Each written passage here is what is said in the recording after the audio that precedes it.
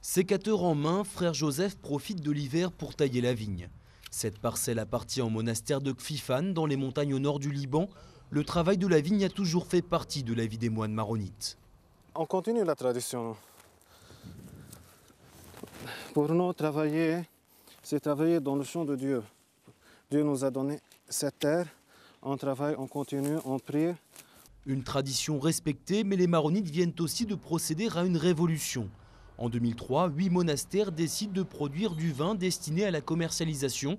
Ils font appel à un œnologue français pour transformer leur modeste vin de messe en un produit de qualité. On est équipé comme n'importe quelle entreprise qui fait du vin. On a les équipements, on a le matériel. La vigne est conduite de manière aussi plus moderne que ce qui était fait avant. Ensuite, les moines ont été formés, donc on leur a appris aussi ces nouvelles techniques. La première année, 1000 bouteilles sont produites à partir de 5 hectares de vignes. 6 ans plus tard, 40 nouveaux hectares ont été plantés et le millésime 2009 compte 45 000 bouteilles.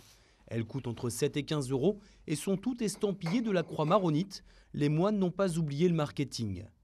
La production trouve preneur et remplit les caisses de l'ordre, mais pour le frère Anna, ce n'est pas le plus important.